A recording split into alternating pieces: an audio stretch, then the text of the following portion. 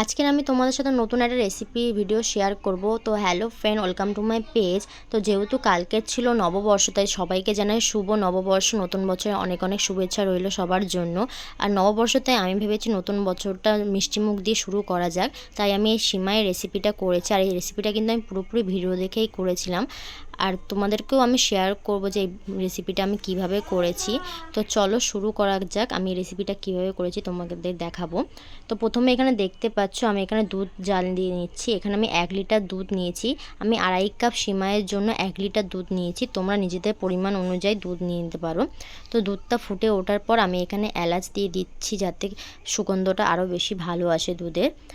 তারপরে আমি এইভাবেই জাল দিয়ে নেবো। আর গ্যাসের ফ্লেমটা কিন্তু একদম লোতে রাখবে, একদমই হাই করবে না। আর এইভাবেই জাল দিয়ে যাবে একবারে।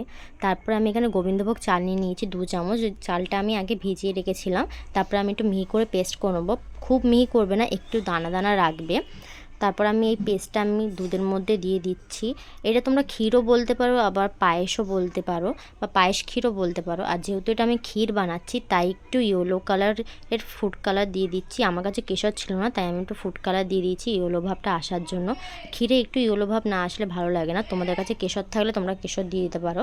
আর এরই মধ্যে আমি কিছু ড্রাই ফ্রুট কেটে নিচ্ছিলাম। তোমরা নিজেদের পছন্দ অনুযায়ী ড্রাই ফ্রুট দিতে পারো। আমি এখানে কাজু, অ্যালমন্ড আর কিশমিশ দিয়ে দিচ্ছি। তোমরা চাইলে পিস্তা বাদামও দিতে পারো। আমি পিস্তা বাদাম পাইনি, তাই দিতে পারিনি। আর তোমরা চাইলে কিন্তু এই ড্রাই ফ্রুটগুলো একটু ঘিতে ভেজে নিতে পারো। আমি ভাজিনি, কারণ আমার ঘিতে ভাজলে অতটা ভালো লাগে না তাই। আর কিছু কিছু ড্রাই ফ্রুট আমি একটু গোটা গোটা রেখে দিয়েছি ডেকোরেশনের জন্য। তো সব কটা ড্রাই ফ্রুট কাটা হয়ে গেছে আমার। আর এইদিকে আমার দুধটা অনেকটাই ঘন হয়ে এসছে। কালারটা হয়তো ভিডিওতে অত বোঝা যাচ্ছে না, কিন্তু খুব সুন্দর একটা ক্ষীরের কালার এসেছিলো। আমার তো খুব ভালো লাগছিলো দেখতে। এরকমভাবেই আমি আরেকটু জাল দিয়ে নেবো, আরেকটু ঘন করব। তো এই তো আমার হয়ে এসছে। দেখো কত জোরে জোরে ফুটে উঠছে। এই সময়ে কিন্তু ক্ষীরটা তোমরা নামিয়ে নেবে।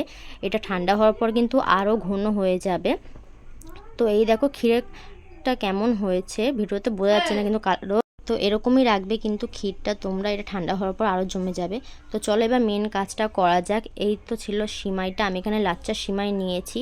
তোমাদের মন মতন অনুযায়ী তোমরা কিন্তু সিমাই নিয়ে নিতে পারো। তোমরা চাইলে ওই লাল কালারের যে সিমাইটা হয় সেটা নিতে পারো। সেটা নিলে খুব সুন্দর একটা কালার আসে। আমি সেই সিমাইটা পাইনি বলে আমি এখানে লাচ্চা সিমাই নিয়ে নিয়েছি 2.5 কাপ মতো।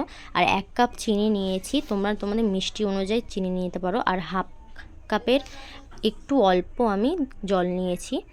তারপরে আমি এখানে ঘি দিয়ে দিচ্ছি। ঘিয়ের মধ্যে আমি সিমাইটা দিয়ে দিচ্ছি। লাচ্চা সিমাই যেহেতু ভাজা ছিল, তাই আমি বেশি ভাজিনি, হালকা ভেজে তারপর আমি চিনিটা দিয়ে দিয়েছি। আর তার মধ্যে আমি কিন্তু এলাচটাও দিয়ে দিয়েছি এর মধ্যে। এরপর আমি জল দিয়ে দিচ্ছি। জলটা আমি আরেকটু দিয়েছিলাম, মানে মিনিমাম তোমরা হাফ কাপ জল দেবে। তারপর আমি এটা একটু নাড়িয়ে একটু ঘন করে নিচ্ছি। বেশি ঘন করবে না, একটু পাতলা রাখবে। ঠান্ডা হওয়ার পর কিন্তু এটা অনেকটাই জমে যাবে। তো ঠিক এরকমই ঘনটা রাখবে, ঠান্ডা হওয়ার পর আরও জমে যাবে এটা। তো চলো এবার সব কিছু একসাথে করা যাক। তো এখানে আমি একটা মোল্ডের মধ্যে ঘি ব্রাশ করে তারপরে সিমাইয়ের প্রথম লেয়ারটা দিয়ে নিয়েছি। তোমাদের কাছে যদি মোল্ড না থাকে তোমরা যে কোনো একটা থালায় বা বাটিতে এটা করতে পারো। আমার কাছে কেকের মোল্ড ছিল, তাই আমি ওতেই করে নিয়েছি। প্রথম লেয়ারটা দেওয়ার পরে আমি কিছু ড্রাই ফ্রুট দিয়ে দিলাম। এরপর আমি সেই ক্ষীরটা দিয়ে দিচ্ছি প্রথম লেয়ার। তার উপরেও আমি কিছু ড্রাই ফ্রুট দিয়ে নেবো। এইভাবেই আমি সেকেন্ড লেয়ারটাও করে নিয়েছি। আর উপরে আমি ক্ষীরটা দিয়ে নিয়েছি। এবার চলো ডেকোরেশনটা করি উপরে সব কিছু ড্রাই ফ্রুটগুলো দিয়ে, যেগুলো আমি গোটা গোটা করে কেটে রেখে দিয়েছিলাম। তোমরা নিজেদের পছন্দ অনুযায়ী কিন্তু এটা সাজিয়ে নিতে পারো। আর এইটা করার পরে আমি এই ক্ষীরটা আর এই সিমাইটা আমি ফ্রিজে 2 থেকে 3 ঘন্টা রেখে দিয়েছিলাম এটা সেট হওয়ার জন্য। তোমরা চাইলে ওভারনাইটও রেখে দিতে পারো। ওভারনাইট রাখলে খুব ভালো সেট হয়ে যাবে। তো এই তো আমার পুরো সেট হয়ে গেছে। আমি ওভারনাইট রাখিনি বলে কিন্তু খুব ভালো সেট হয়নি। ওভারনাইট রাখলে কিন্তু খুব ভালোভাবে সেট হয়ে যাবে, একদম কেকের মতো। আর দেখো কতটা সুন্দর হয়েছে, খেতেও কিন্তু খুব ভালো হয়েছে। এবার আমি তোমাদেরকে আমার বাড়ির সবার রিভিউটা দেখাবো। তো চলো সবাইকে খাইয়ে দেখা যাক সবার কেমন লেগেছে এই ক্ষীরটা আর আমার এই নতুন রেসিপিটা।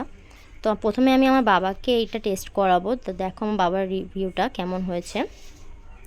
আমার বাবারও খুব পছন্দ হচ্ছে, আমার ফ্যামিলির সবারই খুবই ভালো লেগেছে। আমি যখন টেস্ট করেছিলাম তখন আমারও খুব ভালো লেগেছিল। তো এই নতুন নতুন রেসিপি পাওয়ার জন্য আমার ভিডিওটা লাইক শেয়ার করে দিও, আর আমাকে সাবস্ক্রাইব করে দিও আমার চ্যানেলটা। আর কমেন্ট করো যে এরকম রেসিপিটা কেমন লেগেছে তোমাদের। আর আমার দিদিও কিন্তু খুব ভালো লেগেছে, খুব ভালো রিভিউ দিয়েছে। তো এই রেসিপিটা তোমাদের কেমন লাগলো আমাকে কমেন্ট করে জানিও। আর এরকম ভিডিও আরও পেতে হলে আমার চ্যানেলটা সাবস্ক্রাইব করে দিও। ওকে, টাটা।